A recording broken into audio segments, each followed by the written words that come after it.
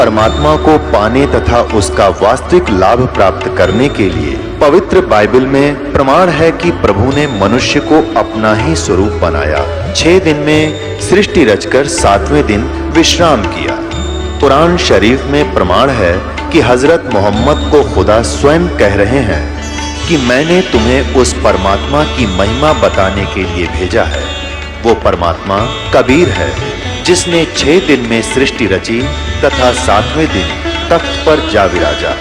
उसकी खबर किसी बाखबर से पूछ कर तो देखो। कृपया अवश्य सुनिए जगत गुरु तत्वदर्शी संत रामपाल जी महाराज के अमृत वचन। और भी बहुत से प्रमाण हैं, जैसे ये देखिएगा श्रीमद् देवी भागवत, इसमें संस्कृत भी साथ में, हमें ये सुविधा है इसको समझने में। भाग 1 और ये कहाँ से प्रकाशित है? श्री अथ देवी भागवतम सभाष्टिकम समात्यम खेमरा श्री कृष्णदास प्रकाशन बंबई से। इसके यहाँ आइएगा, ये 3रा स्कंद है। अथ श्रीमद् देवी भागवते भाषा टीका युक्ते 3य स्कंद है प्रारंभते। 3रे स्कंद में आ गया, प्रश्न नंबर 11 पे, और अध्याय नंबर 5। इसका मंत्र हम 8 पढ़ेंगे। 7वां यहाँ समाप्त हुआ। भगवान शिव जी कह रहे हैं माता अपनी माँ दुर्गा से, हे माता, यदि हमारे ऊपर सदा आप दया युक्त हो तो हमको तमोगुण में किस प्रकार प्रदान किया, और रजोगुण ब्रह्मा रजोगुण और हरि सतोगुण युक्त किए, क्यों युक्त किए? अब ये तो संस्कृत हिंदी है, अब संस्कृत पढ़ेंगे हम। ये देखिए, यदि दया धर्मना न सदाम्बिके कथम अहम विहिता चाहे, मैं क्यों बना दिया? शंकर भगवान कहते तमोगुण है। और कमल जय, कमल से उत्पन्न होने वाले ब्रह्मा जी को रजोगुण संभव, रजोगुण क्यों बनाया? सुविता क्यों सतोगुण, सत्व गुणों हरि, और विष्णु जी को आपने सतगुण क्यों बनाया? इति सिद्धम रजगुण ब्रह्मा सतगुण विष्णु तम गुण शिव जी। अब हम फिर लेते हैं श्रीमद् भगवद गीता को। पुण्यात्माओं, इस मनुष्य जीवन का मूल उद्देश्य परमात्मा प्राप्ति है, और भगवान मिल गए, उसका साधना ठीक मिल गई तो हमारा ये जीवन भी सुखी होगा। इसलिए भगवान की खोज हम किया करते थे, और जिस कारण से हम इन नकली संतों के यहाँ फंस गए, जिसने जैसी साधना बताई हम दिन रात लगे रहे, हमारे पूर्वज मर गए, भूत बन गए, अब उनके श्राद्ध निकलवा रहे हैं, वो भूत योनि में भोग रहे हैं, और हमें मूर्ख बना रहे हैं। श्राद्ध निकाल दो, तुम्हारे पिता तृप्त हो जाएंगे। पहले पिताजी 360 दिन में 2-2, 3-3 बार रोटी खाया करते, और फिर एक साल में 1 दिन छिका के उसको सदा के लिए सुखी कर देंगे। ये सारे उल्टे काम लगा रखे थे हमारे पूर्वजों को। अब हम सदग्रंथों को समझेंगे, इसमें कहा क्या गया है। अब देखिएगा, श्रीमद् भगवद गीता, गीता प्रेस गोरखपुर से प्रकाशित है। अब अध्याय नंबर 15 का हमने श्लोक नंबर 1 पढ़ लिया। ऊर्ध्व मूलम अधः शाखम अश्वत्थम प्राहु अव्यम छंदासी यस्य प्रणानी यतम वेद स वेदवित्।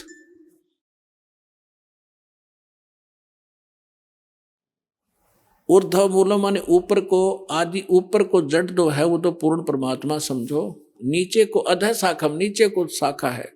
ये संसार रूपी पीपल का वृक्ष को अविनाशी कहते हैं, वेद जिसके पत्ते कहे गए। उस संसार वृक्ष को जो पुरुष मूल सहित जानता है, यानी जड़ से लेकर पत्तों तक जानता है, वह स वेदवित्, वह वेद के तात्पर्य को जानने वाला है, अर्थात वो तत्वदर्शी संत है। अब अगले में कहा, दूसरे में, उस संसार वृक्ष की तीनों गुण रूप रजगुण ब्रह्मा सतगुण विष्णु तमगुण शिवजी रूपी, ये दल से बड़ी हुई नहीं, विषय पर वाला शाखा, विषय वासना रूपी ये तीनों शाखाएं हैं, रजगुण ब्रह्मा सतगुण विष्णु तमगुण शिवजी। नीचे और ऊपर, सर्वत्र नहीं। अधः माने नीचे, ऊर्ध्व माने ऊपर, नीचे और ऊपर फैली हुई है। और इस मनुष्य लोक में हमारे कर्मों के अनुसार बांधने की भी ये मुख्य कारण है। कर्मानुबंधनी मूल्यानी, ये हमें यहाँ कर्मों के आधार पर यही रखते हैं, जैसे जिसका कर्म है उसको वैसा ही देते रहते हैं। किसी के अच्छे पुण्य है तो उसको अच्छा देते रहेंगे, जिसका पाप है उसको दुख देते रहेंगे, इसमें कोई परिवर्तन ये नहीं कर सकते। और हमें यहां बांधे रखने के ये मूल कारण है। अब देखो, नीचे और ऊपर, सभी लोगों में नहीं, नीचे और ऊपर फैली हुई है।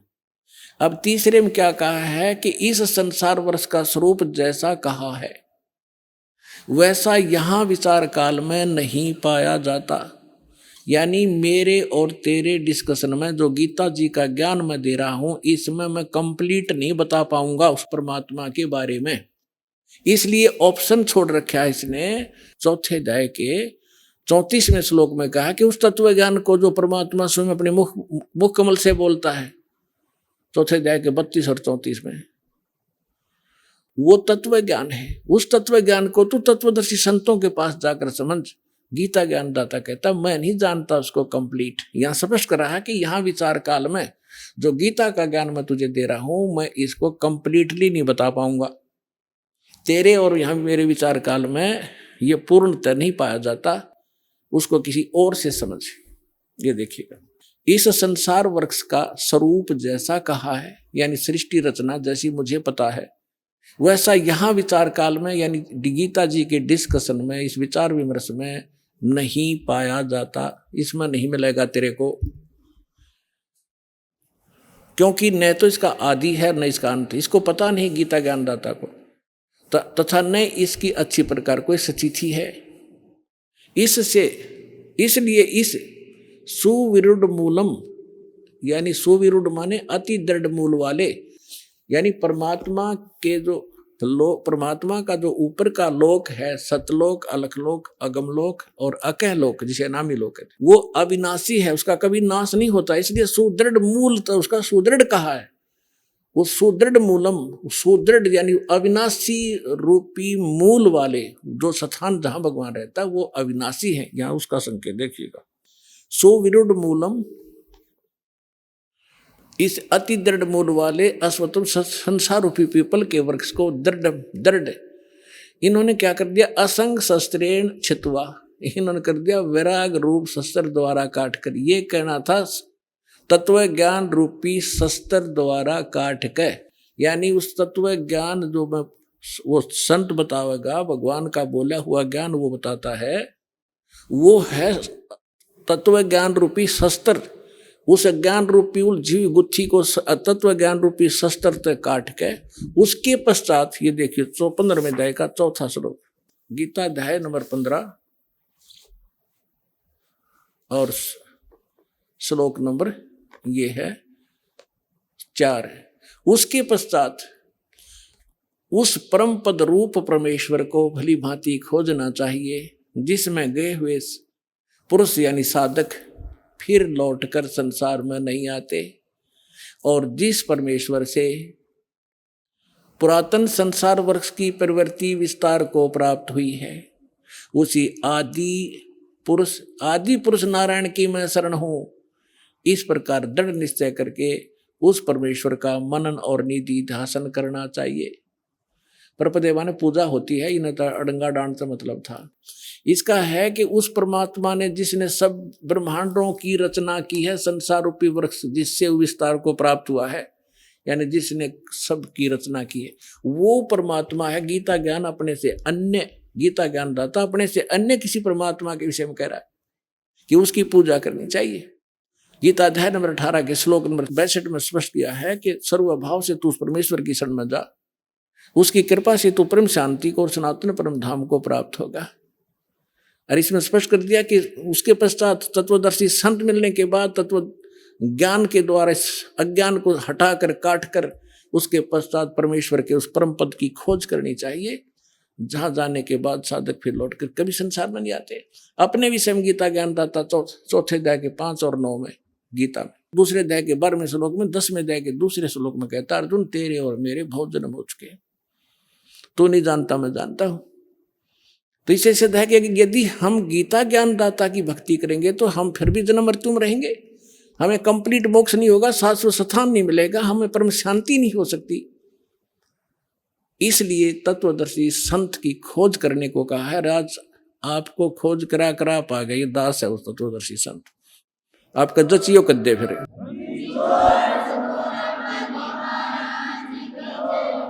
अब आपको फिर लाते हैं 15वें अध्याय के 16 और 17 दो श्लोकों पर। फिर आपके आसानी से आज का सत्संग जो दास आपको समझाना चाहता था आसानी से समझोगे। देखिएगा, ये है अध्याय नंबर 15 का। अब श्लोक नंबर हम 16 यहां से पढ़ा था, फिर देख लेते हैं। दिवौ इमौ पुरुषौ लोके सर्च अक्षरः एव च सरे सर्वाणी भूतानि कुटस्थ अक्षर उच्यते। इन्हीं का अनुवाद पढ़ लेते हैं। 15वां अध्याय। इस संसार में नासवान सर्वनाशवान अक्षर अविनाशी दो प्रकार के पुरुष माने परमात्मा प्रभु ब्रह्म दो कहे, और संपूर्ण प्राणियों के शरीर ना तो नाशवान है, जीवात्मा अविनाशी कही जाती है। फिर ये 17वें में तुरंत कहा कि उत्तम पुरुष है तू अन्य, वो श्रेष्ठ भगवान तो इन दोनों से कोई और है। और परमात्मा ही जीवधारक है जिसको भगवान कहा जाता है। ये लोग त्रयमावी से विभर्ती जो तीनों लोकों प्रवेश करके सबका धारण पोषण करता है, वो अविनाशी परमात्मा है। इन्हीं का अनुवाद। उत्तम पुरुष श्रेष्ठ भगवान तो कोई इनसे दोनों से अन्य है जो तीनों लोकों प्रवेश करके और सबका धारण पोषण करता है, अविनाशी परमेश्वर परमात्मा इस प्रकार कहा गया है। अब ये है वो जड़ संसार रूपी वृक्ष की प्रवृत्ति कहां से होती है, किससे आहार होता है, कौन पालन करता है। संसार रूपी वृक्ष की जो जड़ है ये परम अक्षर ब्रह्म है। इससे ये तीनों लोकों प्रवेश करके और सबका धारण पोषण करने वाला ये परम अक्षर ब्रह्म है, ये पूर्ण परमात्मा है, वो जो इन दोनों से सरपुरुष और अक्षर पुरुष से अन्य है। अब ये है तीनों लोकों प्रवेश करके सबका धारण पोषण करने वाला ये परमात्मा है। अब हम आपको थोड़ा सा इन भगवानों का जो अक्षेत्र दिखाएंगे कि ये कितने प्रभु हैं। जैसे एक ब्रह्मांड होता है, एक ब्रह्मांड में कौन कौन सी स्थिति है वो देखिएगा। ये एक ब्रह्मांड का लघु चित्र है। इस ब्रह्मांड का अंडे जैसी शकल है, अंडे आकार है, अंड आकार है। ये देखिए ऐसा है यहां तक। ये इसको अंड भी कहते हैं, इसको ब्रह्मांड भी कहते हैं। और इस ब्रह्मांड के अंदर जो व्यवस्था है वो हमारे शरीर के अंदर हम देख सकते हैं जब हम हमारे इन चैनलों को, कमलों को ऑन कर लेंगे मंत्रों की साधना करके। तो इसलिए इसको पिंड, शरीर को पिंड कहते हैं। जैसे एक टेलीविजन के अंदर कहीं भी कार्यक्रम हो रहा हो, वो कार्यक्रम हो रहा कहीं और देख हम टीवी पर सकते हैं, ऐसे ये शरीर हमारा है। तो पूरे ब्रह्मांड का जो नक्शा है इस पिंड के अंदर है। इसको पिंड भी कहते हैं, इसको अंड आकार है इसलिए अंड भी इसी को कहते हैं। अरे राधा स्वामी वाले ये नकली पिंड अलग बताते हैं, अंड अलग बताते हैं, और ब्रह्मांड न्यारा क्या पता नहीं इनको। ये देखिएगा, तो ये इस ब्रह्मांड के अंदर क्या क्या व्यवस्था है। नीचे से शुरू करते, ये 7 हैं। तल, अतुल, वितल, महातल, अतल, सुतल, रसातल और पाताल लोक। और ये पृथ्वी लोक, ये ब्रह्मा का लोक, ब्रह्मा जी का लोक, विष्णु शिव जी का लोक, विष्णु जी का लोक, और ये स्वर्ग, और ये नरक, ये इंद्र का लोक, ये मानसरोवर, ये धर्मराज का लोक, और ये एक ब्रह्म लोक है। इसके अंदर ये सारा ब्रह्म लोक कहलाता है। इतना ये एक ब्रह्म लोक है। इसमें इसने क्या कर रखा है, नकली सतलोक, ये महेंद्र काल द्वीप, फिर नकली सतलोक, नकली अलखलोक, और नकली अगमलोक और नकली अनामी लोक की रचना इस काल में करवा रखी। ये दुर्गा जी का लोक। यहाँ इसने गुप्त स्थान बना रखा है, और इस गुप्त स्थान पर कोई नहीं जा सकता इस काल की रजा से बिना। ब्रह्मा विष्णु महेश का पिता है। इसने 3 स्थान बना रखे हैं, एक रजोगुण प्रधान क्षेत्र, एक तमोगुण प्रधान क्षेत्र, एक सतोगुण प्रधान क्षेत्र, जिसमें ये इस ब्रह्मा रूप में ये अपना ऐसा रूप बना लेता है ब्रह्मा जी जैसा, और दुर्गा को ये अपनी सावित्री के रूप में रखता है। इन दोनों के संयोग से इस रजोगुण प्रधान क्षेत्र में रहते हुए जो पुत्र उत्पन्न होता है इसकी शकल जैसा हो जाता है, उसको ब्रह्मा नाम दे देता है और वो रजोगुण युक्त हो जाता है। इसी प्रकार ये सतोगुण युक्त स्थान है, इसमें स्वयं विष्णु रूप धारण करता है, दुर्गा को महालक्ष्मी रूप में रखता है। इन दोनों के संयोग से इस सतोगुण प्रधान नक्षत्र में रहने से जो पुत्र उत्पन्न होता है वो सतोगुण युक्त हो जाता है और उसका नाम विष्णु रख देते हैं। इसी प्रकार ये शंकर रूप बना लेता है, दुर्गा को पार्वती रूप में रखता है और इन दोनों के संयोग से तमोगुण प्रधान नक्षत्र में जो पुत्र उत्पन्न होता है वो तमोगुण युक्त हो जाता है। इसलिए रजगुण ब्रह्मा, सतगुण विष्णु और तमगुण शिव जी की उत्पत्ति करके ये फिर नीचे के लोकों का प्रधान बना देता है, इनको एक एक द्वीप दे देता है और ये तीनों भगवान केवल पृथ्वी लोक, स्वर्गलोक और इस पाताल लोक, इन तीन लोकों के ऊपर ही ये प्रभुता रखते हैं इस एक ब्रह्मांड में। बस इतने मालिक हैं, इतने स्वामी हैं। और ये जो ब्रह्म है इनका पिता सरपुरुष, ये केवल 21 ऐसे 21 ब्रह्मांडों का स्वामी है। ये देखिएगा, आप जी ने जो ब्रह्मांड देखा था ये वाला, अब ये समझो ये एक गेंद सी होगी और ये 21 ब्रह्मांड का अक्षेत्र है। इस सरपुरुष का गीता अध्याय नंबर 15 के श्लोक नंबर 16 और 17 वाले में 3 पुरुष हैं। ये सरपुरुष का क्षेत्र है 21 ब्रह्मांड। ये एक ब्रह्मांड है जिसको गेंद दिखाई देती है आपको, गेंद सी। 5 ब्रह्मांडों को इकट्ठा करके इसने एक महाब्रह्मांड बना रखे हैं। ऐसे 4 ब्रह्मांडों में 20 महाब्रह्मांडों में 20 ब्रह्मांड रोक रखे हैं।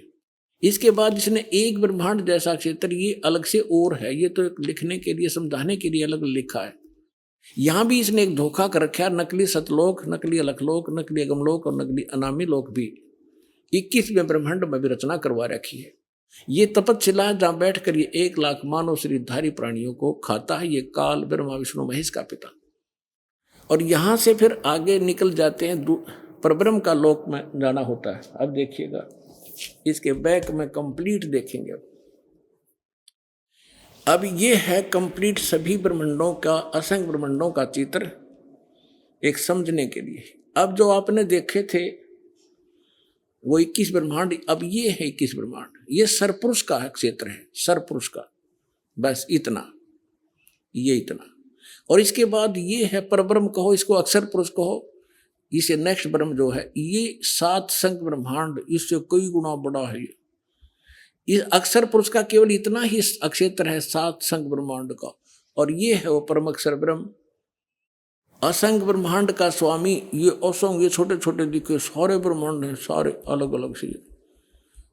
ये तो थोड़ा सा क्षेत्र इन दोनों का, और इस पूर्ण परमात्मा का, इंक्लूडिंग दिस ब्रह्म एंड पर ब्रह्म, सरपुरुष और अक्षर पुरुष इंक्लूडिंग ये परमात्मा सब के ऊपर ओवरऑल कंट्रोल, कुल का मालिक है। ये है वो परम अक्षर ब्रह्म। गीता अध्याय नंबर 8 के श्लोक नंबर 1 में अर्जुन ने प्रश्न किया कि हे भगवान, आपने गीता अध्याय नंबर 7 के श्लोक नंबर 29 में कहा है कि जो व्यक्ति जरा और मरण से छूटने का प्रयत्न ही कर रहे हैं, इस संसार की किसी वस्तु की इच्छा नहीं रखते, वो तत्ब्रह्म को और सारे अध्यात्म को और सभी कर्मों से परिचित हैं, वही व्यक्ति यहां से जरा और मरण, जरा माने वृद्ध अवस्था का दुख, कहर, बुढ़ापे का, और मरण माने मृत्यु, इन दोनों दुखों से बचने का जो प्रयत्न कर रहे हैं वो उस तत्ब्रह्म से परिचित है। तत्ब्रह्म कौन? अभी आपको बताया था। अब देखिएगा गीता अध्याय नंबर 7 के 29 को पढ़ते हैं। ये देखिए, श्रीमद् भगवत गीता अध्याय नंबर 7 का और श्लोक नंबर 29 यहां पर है। हम संस्कृत पढ़ेंगे, आराम से समझ लेंगे। जरा मरण मोक्षाय, जरा माने वृद्ध अवस्था, मरण माने मृत्यु, मोक्ष माने छुटकारे के लिए, माम आश्रित यतन्ति ये ते ब्रह्म तत्विदु कर्षणम अध्यात्म कर्म च अखिलम। इसका अर्थ बनता है कि मेरे इस ज्ञान को आश्रय कर लेगा, जो मैंने ज्ञान दिया है कि अर्जुन तत्वदर्शी संत की खोज कर ले उस परमात्म तत्व को, परमात्मा को समझने के लिए, जहां जाने के बाद फिर लौटकर कभी जन्म मृत्यु नहीं होगी, इस परम शांति प्राप्त होगी। जो मेरे इस ज्ञान को आश्रित कर लेता है और जो केवल जरा और मरण से छूटने का जो प्रयत्न कर रहे हैं वो तत्परम से परिचित हो चुके हैं और सारे दातम ज्ञान से और सभी कर्मों से परिचित हैं। केवल वही उस जरा और मरण से छूटने के लिए प्रयत्नशील हैं, संसार की किसी वस्तु की इच्छा नहीं रखते। तब 8वें अध्याय के प्रथम मंत्र में अर्जुन ने पूछा, फिर किम तत्परम, वो तत्परम क्या है? 8वें अध्याय के 3रे श्लोक में गीता ज्ञानदाता ने कहा वो परम अक्षर ब्रह्म है। एक सरब्रह्म, 21 ब्रह्मांड का स्वामी, इसको सरपुरुष कहो, सरब्रह्म कहो। फिर अक्षर ब्रह्म, उसको अक्षर पुरुष कहो, अक्षर ब्रह्म कहो, वो 7 संग ब्रह्मांड का स्वामी अभी आपको दिखाया था। और वो उत्तम पुरुष तू अन्य परमात्मा इति उदाहरते 15वें अध्याय के 17वें श्लोक में, या गीता अध्याय नंबर 8 के श्लोक नंबर 3 में कहा कि वो परम अक्षर ब्रह्म है। अब गीता ज्ञानदाता कहता है मेरी साधना करेगा तो मुझे प्राप्त होगा, जन्म मृत्यु तेरी भी रहेगी मेरी भी रहेगी। और उस तत्वदर्शी संत की खोज करके उस परम अक्षर ब्रह्म की साधना करेगा, उसको प्राप्त हो जाएगा, फिर कभी तेरी जन्म मृत्यु नहीं होगी। इतना सा ज्ञान है इस पूरी गीता जी में। अब देखिएगा, हम पढ़ रहे अध्याय नंबर 7 का और मंत्र नंबर 29। ये तो दास ने आपको संस्कृत से अनुवाद किया है।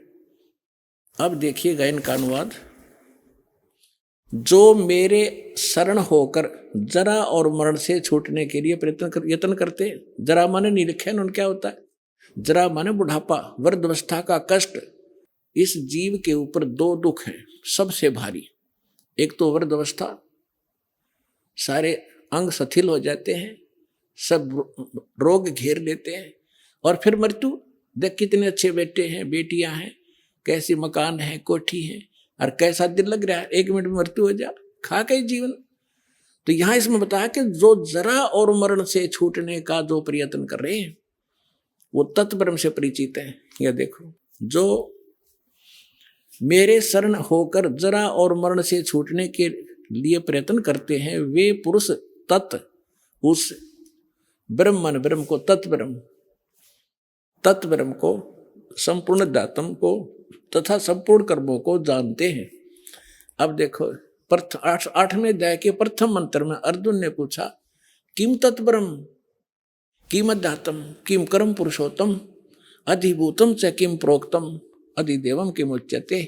इसमें पूछा कि वह ब्रह्म क्या है, वो तत्ब्रह्म के है। अब गीता ज्ञानदाता ने 8वें अध्याय के 3रे श्लोक में बताया। 8वें अध्याय के 3रे श्लोक में वो परम अक्षर ब्रह्म है। अपने आत्मा इतना गजब का ज्ञान इस अनमोल ग्रंथ में, अमर ग्रंथ में, गीता जी में। और ये नकली श्री कृष्ण जी ने सुप्रीम पावर बताते। श्री कृष्ण जी का था कि इसमें उल्लेख हो ना, गीता में की तो पूजा की विधि भी नहीं है, उसका कोई जिक्र भी नहीं है, सिर्फ 3 गुण बता दिए, रजगुण ब्रह्मा, सतगुण विष्णु, तमगुण शिव जी। अब गीता ज्ञानदाता कौन है? ये ब्रह्म है। ये ऐसे अलौकिक कर्म करता है, किसी के अंदर प्रवेश करके अपना ज्ञान दे देता है। अब ये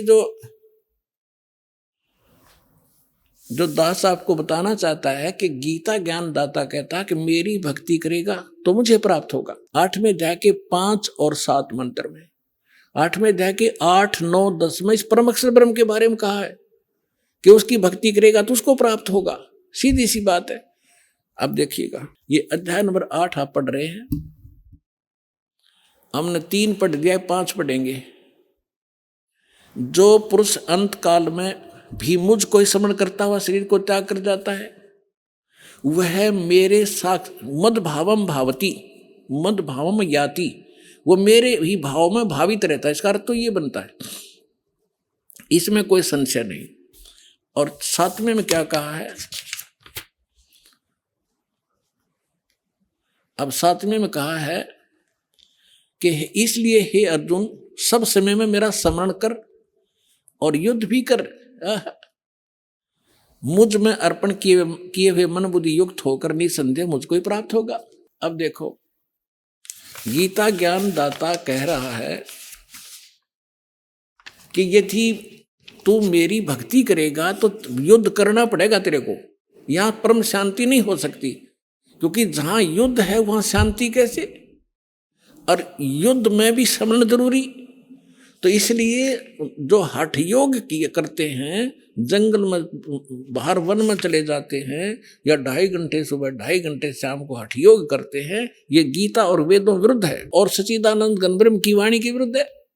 सच्चिदानंद घनब्रह्म की वाणी में उस तत्व ज्ञान में लिखा है, नाम उठत नाम बैठत नाम सोत जागवे, नाम खाते नाम पीते नाम सेती लागवे। यही गीता में लिखा है कि तू युद्ध भी कर, मेरा समण भी कर, और इसका सिमरण करते हुए अंतिम सांस तक तू मेरा सिमरण करता हुआ शरीर छोड़कर जाएगा तो मुझे प्राप्त होगा। अपना नाम अपना मंत्र क्या बताता है देखिएगा, गीता अध्याय नंबर 8 के श्लोक नंबर अब 13 में गीता ज्ञानदाता कहता है, ओम इति एकाक्षरम ब्रह्म व्यवहरण माम अनुसमरण, यह प्रयाति तजंदेहम सयाति परमाम गतिम।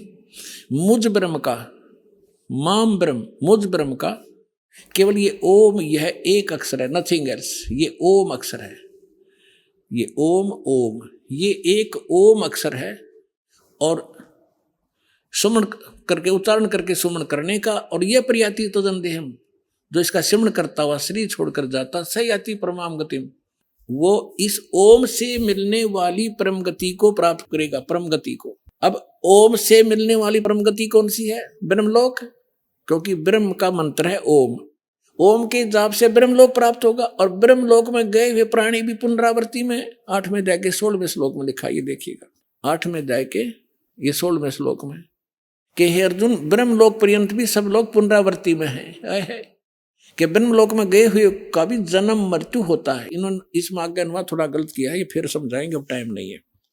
अब जो दास आपको समझाना चाहता है कि गीता ज्ञान दाता अपना मंत्र ओम बताता है, और अपने उससे मिलने वाली परमगति क्या है? ब्रह्मलोक। ब्रह्मलोक में गए हुए फिर पुनर्वर्ती जन्म मृत्यु में आते हैं, और अपनी स्थिति बताता है दूसरे अध्याय के 12वें श्लोक में, 10वें अध्याय के दूसरे श्लोक में, चौथे अध्याय के 5 और 9 श्लोक में,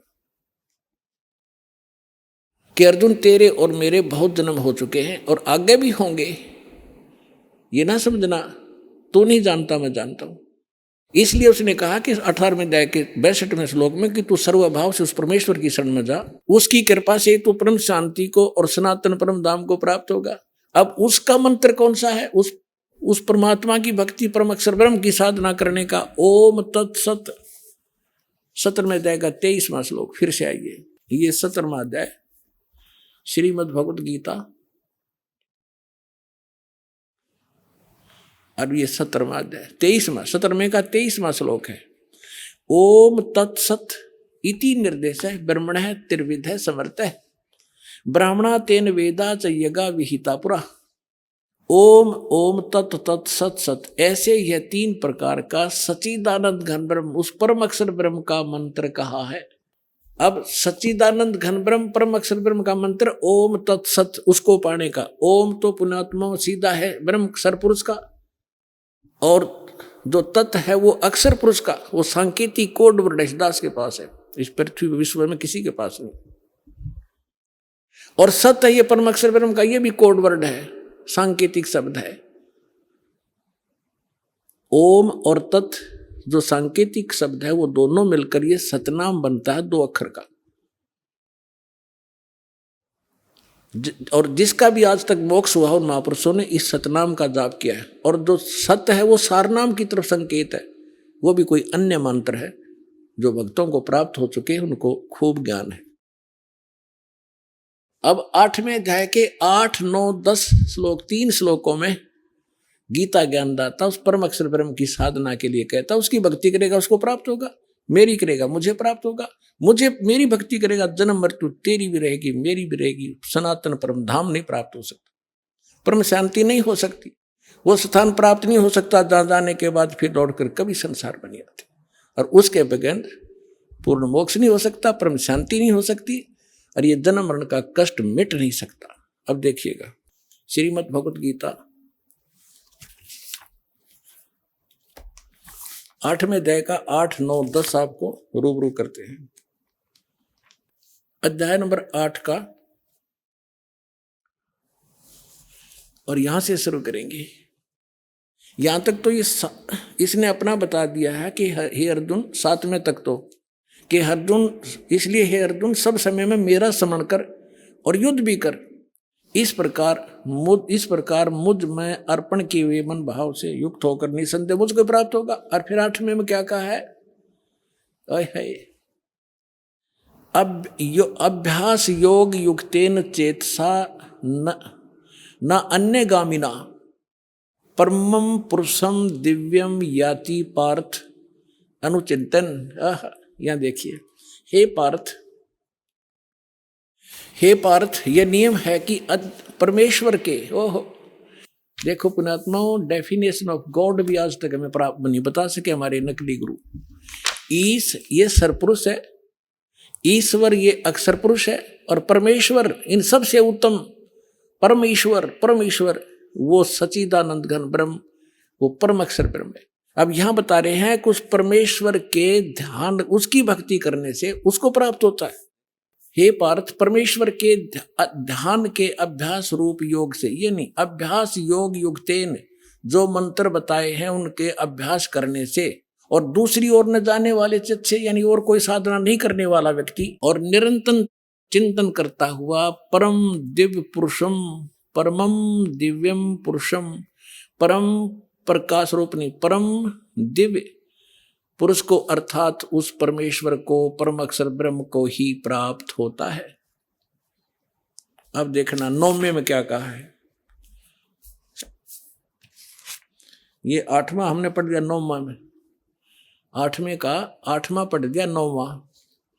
यहां लिखा है कि यहां पर कवियम शब्द भी लिखा है, इसको अभी नहीं छेड़ेंगे, लंबा विषय बन जाएगा। जो इन्होंने इसका अर्थ कर दिया सर्वज्ञ।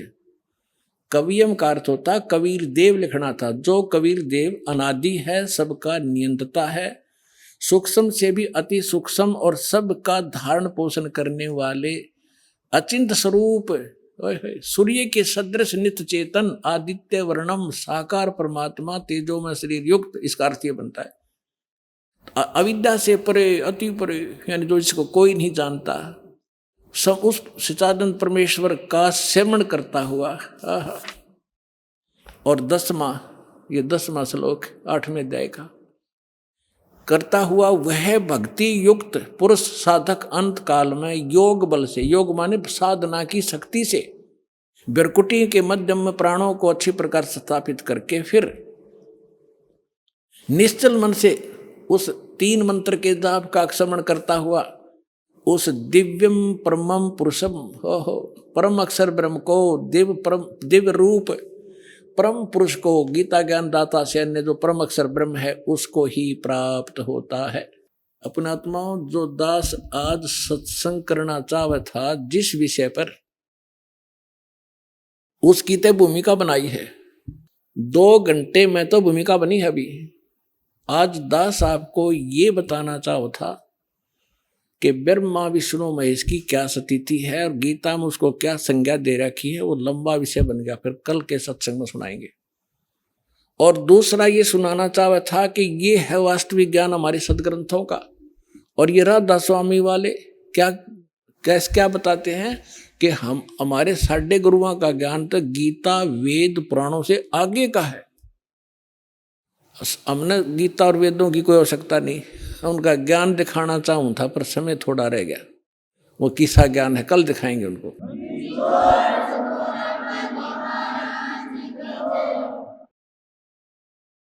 परम पिता परमात्मा पूर्ण ब्रह्म सारी सृष्टि के रचनहार कबीर परमेश्वर जी की असीम रजा से आप सभी पुण्यात्माएं परमेश्वर की महिमा सुनने के लिए उपस्थित हुए। सत्संग में आने से प्राणी को ज्ञान होता है, इस जीव को पता चलता है कि तू कौन है। आपको मानव शरीर किस उद्देश्य से प्राप्त हुआ है, आप कर क्या रहे हो, आप जी को करना क्या चाहिए था। जब तक सत्संग में प्राणी नहीं आते, यथार्थ ज्ञान सुनने को उपलब्ध नहीं होता, तब तक ये अपनी दैनिक क्रियाओं को श्रेष्ठ मानकर करता रहता है। चाहे कोई चोरी करता है, चाहे कोई रिश्वत लेता है, कोई हेरा फेरी करके अपनी रोजी रोटी चलाता है, चाहे कोई कसाई का काम कर रहा है, उसको उसमें कोई ऑब्जेक्शन नहीं महसूस होता।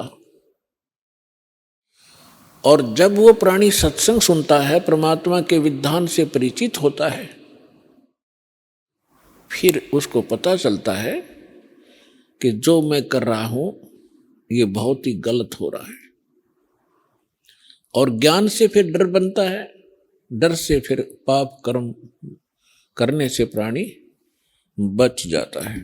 इसलिए परमेश्वर ने कहा है, सतगुरु के दरबार में जाइयो बारंबार, बोली वस्तु लखा देवे, सतगुरु है दातार।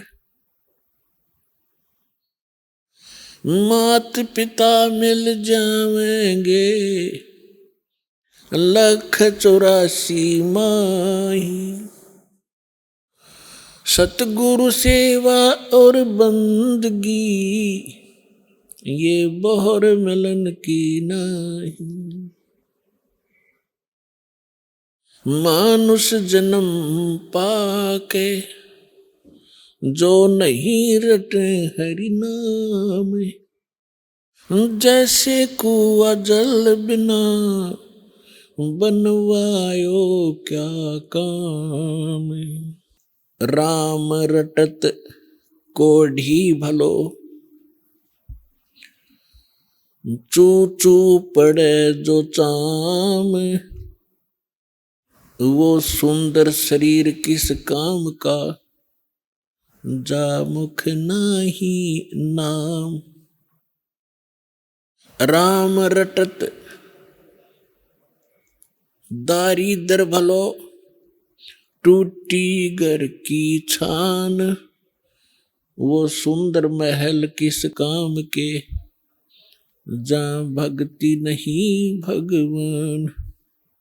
कबीर सब जग निर्धना, धनवंता ना कोय, धनवंता सो जानियो, जिस पे राम नाम धन होवे। पृथ्वीपति चकवे गए, जिनके चक्कर चलंत, रावण सरीखे कौन गिने, ऐसे गए अनंत। सर्व सोने की लंका थी, वो रावण से रणधीरम, एक पलक में राज बिराजी, जम के पड़े जंजीरम।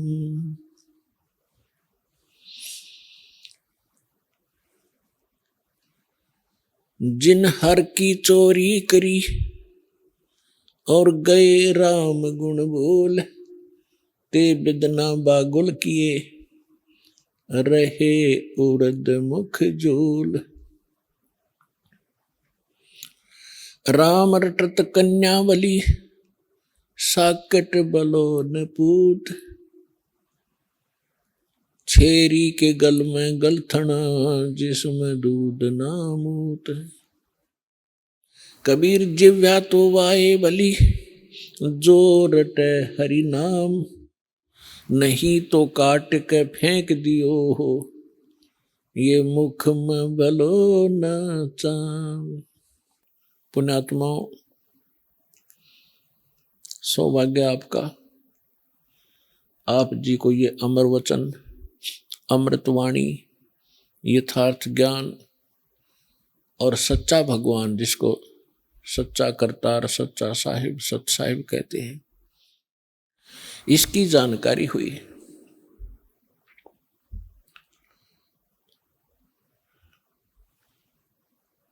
अब आप जी ने इस सत्संग के सुनने से पूर्व जो ज्ञान प्राप्त था, उसको सत्य मान रखा था। और जो क्रियाएं आप करते थे उसको मनुष्य जीवन का मूल कर्तव्य जानकर ही आप करते हुए आ रहे थे। जिसमें आप जी को ये ज्ञान होगा तो उसमें आपको पता चलेगा कि हमें क्या करना चाहिए था और हम कर क्या रहे हैं।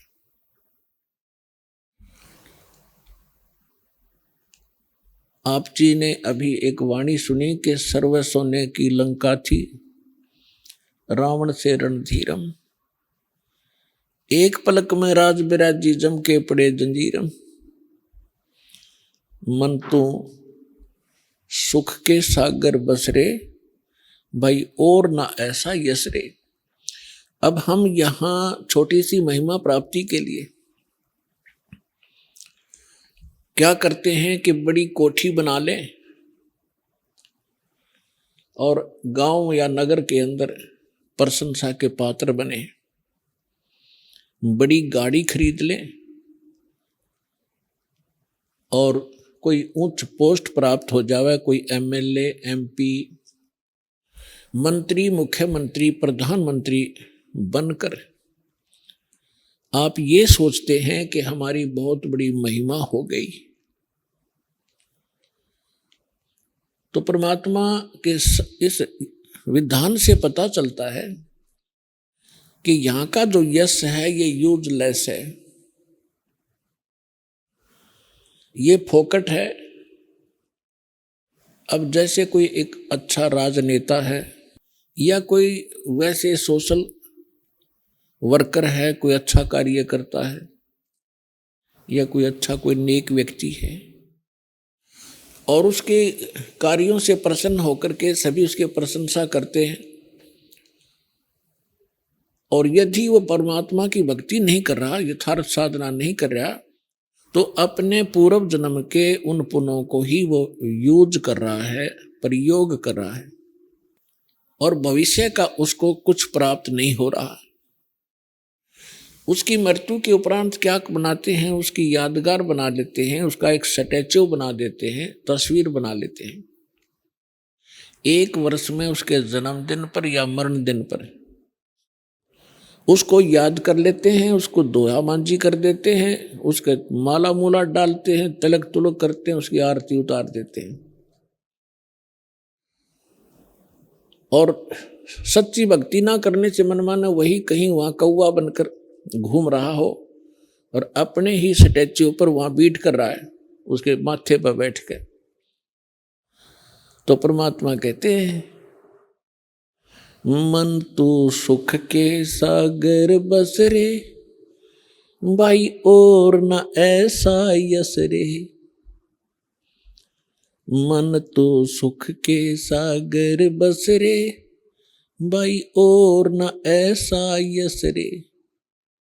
और कोई ऐसी महिमा नहीं है। यदि तू सतलोक चला गया जहां कोई दुख नहीं, कोई मृत्यु नहीं, वृद्ध अवस्था नहीं, किसी वस्तु का अभाव नहीं, तो तब तेरी महिमा होगी।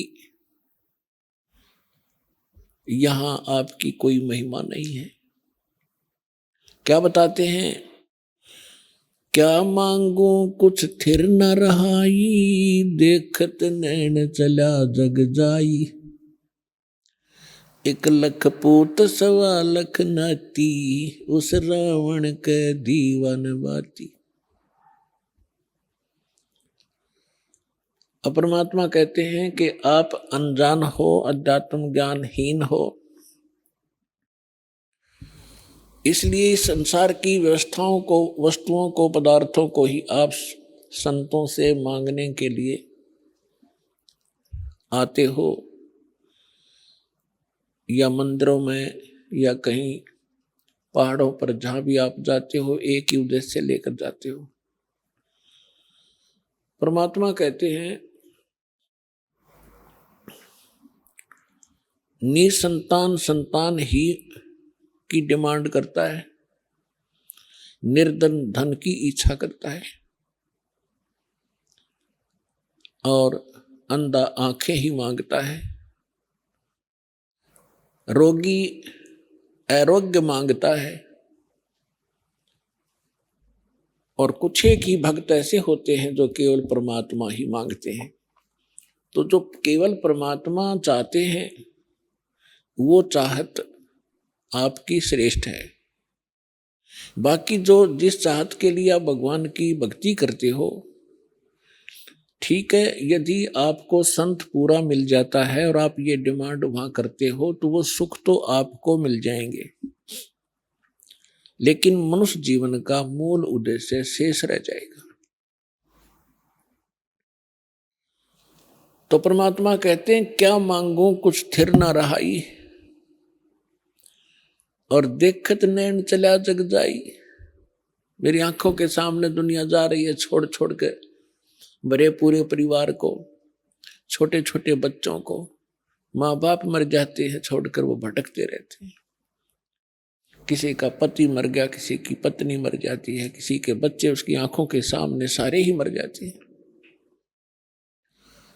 तो परमात्मा याद दिलाना चाहते हैं कि मनुष्य जीवन पाक है, जो नहीं रटे हरि नाम, और जैसे कुआ जल बिना फिर बनवाया क्या काम। इसका मूल उद्देश्य याद दिलाते हुए हमें समझाना चाहते हैं कबीर परमेश्वर जी कि मनुष्य जीवन पाकर यदि आपने परमात्मा की भक्ति नहीं करी और बाकी अन्य वस्तुओं की डिमांड ही करके अपना जीवन नाश करके चले गए,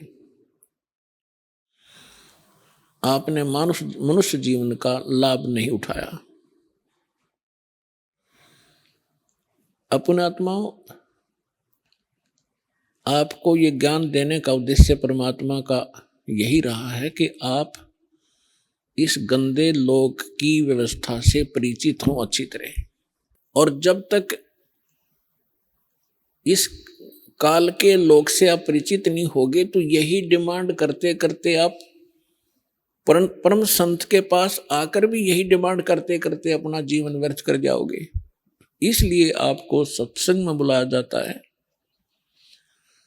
और सत्संग के अंदर आपको यथार्थ ज्ञान सुनाया जाता है जो परमात्मा ने आपके लिए सुरक्षित रखा हुआ था अभी तक इसी पीढ़ी के लिए। आइए अब हम उन श्रद्धालुओं के अनुभव जानते हैं जो जगत गुरु तत्वदर्शी संत रामपाल जी महाराज जी से दीक्षा प्राप्त कर चुके हैं तथा उनके द्वारा बताए गए भक्ति मार्ग पर चल रहे हैं। नमस्कार जी। नमस्कार। क्या नाम है जी आपका? फूलचंद करमाली। फूलचंद जी, आप कहाँ से हैं? ग्राम नवाडी, पोस्ट टांगटोना, थाना कसमार, जिला बोकारो, राज्य झारखंड से हैं। संत रामपाल जी महाराज से नाम दीक्षा आपने कब ली? 15 अप्रैल 2020। क्या क्या भक्ति साधनाएं करी आपने अभी तक? नाम लेने से पहले सभी देवी देवता का भक्ति करते थे, पूजा पाठ करते थे। तो फिर संत रामपाल जी महाराज जी की शरण में आने का क्या कारण बना? संत रामपाल जी महाराज जी के शरण में इस तरह से आए, मेरा भाई जो हमसे छोटा है वो पहले नाम लिया हुआ है गुरु जी के शरण में, संत रामपाल जी महाराज जी के शरण में पहले आया हुआ है। तो वो जब हमको एक ज्ञान गंगा पुस्तक दिया, बोला कि भैया एक बार इस पुस्तक को पढ़ो, ये बहुत अच्छा लिखा हुआ है, इसमें भक्ति बताया गया है। तो हम उसको इग्नोर कर देते थे। तो एक दिन वो सत्संग सुन रहा था शाम के समय में, तो हमको अच्छा नहीं लग रहा था। उस बगल में ही हम रहते थे, ज़ोर ज़ोर से साउंड करके सुन रहा था। तो हम उसको मना करने के लिए गए, बोले भाई थोड़ा कम साउंड करके सुनो या तो बंद करो, हमको नहीं अच्छा लगता है। तो भाई बोला कि भैया इतना चिढ़ो मत, थोड़ा सा आके बैठ के देखो, अगर अच्छा नहीं लगे तो आज के बाद हम नहीं चलाएंगे यहाँ सत्संग। तो हम सोचे कि भाई रिक्वेस्ट कर रहा है तो एक बार देख लेते हैं। तो देखने लगे सत्संग, तो बहुत अच्छा लगने लगा धीरे धीरे। तो ज्ञान गंगा पुस्तक हमको दिया, बोला कि एक ज्ञान गंगा पुस्तक बहुत अच्छी है, इसको पढ़ो। हम सोच रहे थे कि परमात्मा भी कोई है या नहीं। पहले हम जो भक्ति करते थे उसमें श्री विष्णु, श्री शंकर भगवान, श्री ब्रह्मा जी को ही परमात्मा बताया जाता था, लेकिन हम दिमाग में कन्फ्यूजन रहता था कि श्री विष्णु, श्री ब्रह्मा, श्री शिव ये तीनों अलग अलग हैं, फिर कभी बताते हैं कि नहीं तीनों एक ही हैं। फिर विष्णु पुराण जब हम लोग देखते थे तो उसमें बताता था कि नहीं विष्णु भगवान सर्वे सर्वा हैं, परमात्मा बताते हैं उसमें। और जब महादेव जी का देखते थे सीरियल, तो उसमें बताता था कि महादेव जी हैं सृष्टि के रचयिता। हम तो कन्फ्यूजन में थे, तो हम समझ नहीं पाते थे। लेकिन ये चीज़ हमको दिमाग में रहता था कि कोई तो होगा जो सबका सृष्टि किया हुआ है, सबका रचना किया हुआ है। लेकिन हमको ये मार्ग नहीं मिल रहा था। हम शुरू से ही भक्ति में आस्था रखते थे, लेकिन इन्हीं देवी देवता के चक्कर में हम कन्फ्यूजन में रहते थे। तो ज्ञान गंगा जब मिला हमको, सृष्टि रचना पढ़े, तो हमको समझ में आया कि नहीं, परमात्मा है जिनकी भक्ति करने से सभी का कल्याण होता है, रोग दुख करते हैं, वो सभी प्रकार के कष्टों को निवारण करते हैं। तो उसी बीच में तो मेरी दीदी का दिमागी दौरा हो गया, और वो लॉकडाउन के समय में था। हम लोग सभी इधर उधर इलाज करते जा रहे थे, लेकिन कहीं पर इलाज नहीं हो रहा था, कोई इलाज करने के लिए तैयार नहीं था। ओझा वैद्य भी हम लोग कराए थे। लास्ट में हम लोग को मैंने समझ में आया कि परमात्मा तो हैं। मेरा भाई बोल रहा था कि नहीं, सो अगर परमात्मा के शरण में जाती तो ये ठीक हो जाती। तो हम लोग फिर विचार किए सभी को कि एक बार चलते हैं, नाम लेते हैं और फिर देखते हैं क्या होता है। संत रामपाल जी महाराज जी के नाम ले लिए ऑनलाइन के थ्रू से। जैसे कि आपने बताया कि आपने संत रामपाल जी महाराज से ऑनलाइन नाम दीक्षा ली, तो संत रामपाल जी महाराज से ऑनलाइन नाम दीक्षा लेने के बाद क्या आपको लाभ भी हुए? जी, लाभ यह हुआ कि दीदी धीरे धीरे ठीक हो गई। वो उसका दिमागी हाल खराब था, वो पागल हो चुकी थी और लॉकडाउन में कोई इलाज नहीं कर रहा था। दीदी को हम लोग पहले दिखा रहे थे उस तरह का कि कहीं भूत तो नहीं लगा है, कहीं वो किसी ने या तो डरा दिया है या तो कुछ किया है, तो इस तरह से ओझा वैद्य कर रहे थे। तो ओझा वैद्य से भी नहीं ठीक हो रहा था। तो लॉकडाउन में हम लोग को दिमाग दिया किसी ने कि इलाज कराओ, तो इलाज कराने के लिए गए। तो उस टाइम में डॉक्टर भी नहीं इलाज कर रहा था, बोल रहा था कि लॉकडाउन में नहीं इलाज होगा। अगर इलाज भी कहीं होता था तो हम लोग के पास उतना पैसा नहीं था कि उसको बड़ा हॉस्पिटल या तो बड़ा डॉक्टर के पास ले जाके दिखाएं। तो इस तरह से डॉक्टर के भी पास गए, जनरल डॉक्टर के पास, तो नहीं इलाज किया। तो हम लोग सोचे और हम लोग का गरीब आदमी का कोई इलाज नहीं है, केवल परमात्मा ही, भगवान ही हम लोग को साथ दे सकता है। तो इसीलिए हम लोग सोचे कि परमात्मा, हमको तो ज्ञान हो चुका था ज्ञान गंगा पुस्तक से कि परमात्मा आए हैं इस धरती पे वर्तमान में। तो हम लोग गए, बोले कि नहीं चलो संत रामपाल जी महाराज जी के शरण में जाएं। तो शरण में जाने के बाद दीदी धीरे धीरे ठीक होने लगी। हमको और विश्वास होने लगा कि हाँ वास्तव में सही है। पढ़े तो थे, लेकिन हमको वास्तविक दिखने को मिला जब दीदी ठीक हो गई। एक हफ्ते में ठीक हो गई, बढ़िया से बात करने लगी, सारा चीज़ उसका हरकत सब सुधर गया। उसके बाद उसका लाभ ये हुआ, और मेरा पर्सनली लाभ ये है कि हम पहले बहुत नशा करते थे। इसी उम्र में हम इतना इतना गुटखा खाते थे, शराब भी पीते थे, गांजा भांग दारू सिगरेट जो भी था नशे वाला चीज़, ये संगति के साथ हम लोग करते थे। तो बहुत करते थे। दिन में आदत इस तरह का बन गया था, 10-12 गुटखा जैसे हो गया, कमला पसंद हो गया, शिखर हो गया, उस टाइम में चलता था, पराग हो गया। इस तरह से जहाँ जिस तरह का जाते थे उस तरह जैसा मिलता था उस तरह के गुटखा खाते थे, 10-12 खा जाते थे दिन में। और धीरे धीरे मेरा मुंह जो खुलने नहीं लगा था, इतना छोटा हो गया था, चावल भात भी नहीं खा पाते थे हम, इतना छोटा हो गया था मुंह। और नशा के चलते मेरा पेट में गैस बनते जाता था और गैस से पेट दर्द करता था। जगह जगह में इलाज भी करवाते थे, ठीक नहीं होता था। डॉक्टर बोलता था नशा मत करो, गुटखा मत खाओ, लेकिन संगति में छोड़ नहीं पाते थे हम। संत रामपाल जी महाराज जी के शरण में आने के बाद नशा छूट गया। पेट दर्द हमको रोज करता था, लेकिन नशा नहीं छोड़ पाते थे। जब शरण में आए संत रामपाल जी महाराज जी के, तब नशा छूटा, और नशा छूटने के बाद पेट दर्द मेरा गायब हो गया, पेट दर्द नहीं करने लगा। उसके बाद और मेरा बीमारी था क्या कि डिप्रेशन में धीरे धीरे हम जाने वाले थे। सोचते सोचते हम बेहोश हो जाते थे, गिर जाते थे। तो मालिक के शरण में आने के बाद, जो संत रामपाल जी महाराज जी के शरण में आने के बाद, वो भी पूर्ण रूपेण ठीक हो गया, अब तंदुरुस्त हैं। और तीसरा लाभ और हुआ कि जब मेरा बच्चा 4 साल का था तो उस टाइम जॉन्डिस हो गया उसको, जॉन्डिस हो गया। जॉन्डिस होने के बाद देहाती इलाज कराए थे आयुर्वेदिक, जिसमें 15 दिन चला गया, और 15 दिन जाने के बाद ठीक नहीं हुआ उसका दवाई से। तब ले गए डॉक्टर के पास। डॉक्टर के पास गए तो डॉक्टर ने बताया कि नहीं, कि इसका खून बनना बंद हो गया है, और खून बनना बंद हो गया है, अब नहीं बनेगा, इसको खून चढ़ाना पड़ेगा, तभी जाके आपका बच्चा रह सकता है, नहीं तो नहीं बचा पाएंगे इसको आप। तो हम लोग गरीब परिवार से हैं, इसके वजह से खून तो रोज़ चढ़ा नहीं पाएंगे, प्रत्येक महीना चढ़ाने का बोल रहा था कि प्रत्येक महीना चढ़ाना पड़ेगा। तो हम लोग सोच रहे थे कि इतना खून कहाँ मिलेगा, कौन देगा, कैसे बचा पाएंगे, बहुत टेंशन में हो गए थे हम लोग। डॉक्टर ने जवाब दे दिया था, बताया था कि इसका खून बनना बंद हो गया है, अब इसका कोई इलाज नहीं है, इसका इलाज ऊपर वाला ही कर सकता है, बाकी हमसे नहीं होगा। जब तक ये ज़िंदा रहेगा तब तक इसको महीना महीना में खून चढ़ाना पड़ेगा, नहीं तो ये ज़िंदा नहीं रहेगा। संत रामपाल जी महाराज जी के शरण में आने के बाद हम लोग प्रार्थना लगाए, और प्रार्थना लगाने के बाद वहाँ से आदेश आया कि परमात्मा दया करेंगे, और उसके बाद फिर चेक करवाए।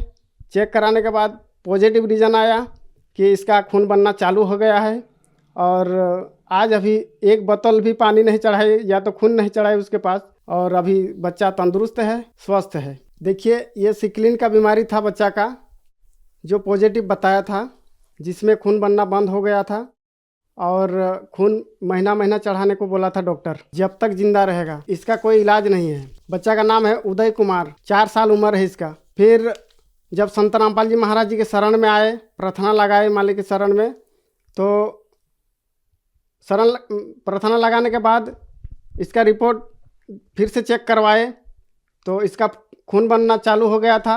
पहले इसका इतना ग्राम खून रह गया था, 4.6 ग्राम। संत रामपाल जी महाराज जी के शरण में प्रार्थना लगाए, हे परमात्मा, अगर इस बच्चे का खून बनना बंद हो गया है, नहीं अगर खून बनना चालू होता है तो नहीं बचा पाएंगे परमात्मा, सो आप दया कीजिए। उसके बाद हम रिपोर्ट फिर से करवाए, चेक करवाए तो 6.7 ग्राम खून हो गया। उसके बाद अभी तक बच्चे को एक बूंद भी खून नहीं चढ़ाए हैं। अभी बच्चा तंदुरुस्त है, ठीक है, स्वस्थ है। जबकि डॉक्टर बताया था कि इनका खून बनना बंद हो चुका है। डॉक्टर ने ये बताया कि ये लाइलाज बीमारी है, इसका कोई इलाज नहीं है।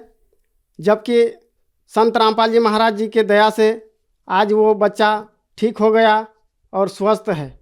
बच्चे की उम्र मात्र 4 साल थी और जॉन्डिस की भी बीमारी थी। आज संत रामपाल जी महाराज जी के कृपा से वो जॉन्डिस भी ठीक हो गया और बच्चा ठीक है। सर, संत रामपाल जी महाराज से नाम दीक्षा लेने के बाद आपको बहुत लाभ मिले, जैसे कि आपने बताया कि डॉक्टर्स ने ये कह दिया था कि इस बीमारी का इलाज नहीं है और आपका बच्चा जितना भी जिएगा उसको ब्लड चढ़ाना पड़ेगा हर महीने। बच्चे की उम्र मात्र 4 साल थी। संत रामपाल जी महाराज ने आपके बच्चे को जीवन दान दिया और भी बहुत सारे लाभ संत रामपाल जी महाराज देते हैं। ऐसे लाखों बीमारियाँ संत रामपाल जी महाराज ने ठीक कर दी है। तो जो दर्शक आज आपको टीवी पर देख रहे हैं और वो भी बीमारियों से ग्रस्त हैं या किसी न किसी चीज़ से परेशान हैं, उनके लिए आप क्या कहना चाहेंगे? उनके लिए हम तो प्रार्थना करना चाहते हैं हाथ जोड़ के कि संत रामपाल जी महाराज कोई आम इंसान नहीं है, वो पूर्ण संत हैं। अगर परीक्षण करना हो तो धर्म ग्रंथों को देखिए, धर्म शास्त्रों को देखिए, उसमें भी संत का पहचान बताया गया है। और आप पहचान करके संत रामपाल जी महाराज जी के शरण में आइए ताकि आपका भी दुख दूर हो और आपका भी जीवन सुखीमय हो। संत रामपाल जी महाराज से नाम दीक्षा कैसे ली जा सकती है? आजकल सभी सोशल मीडिया, टीवी चैनल में सत्संग आता है, जिसमें सत्संग के पीरियड में पीली पट्टी नीचे चलती है जिसमें नंबर लिखा होता है। उस नंबर में फ़ोन करने पर अपने नज़दीकी जिला नामदान सेंटर का नंबर दिया जाता है। उस नंबर में कॉल करके आप नामदान ले सकते हैं और अपना जीवन कल्याण कर सकते हैं। धन्यवाद सर।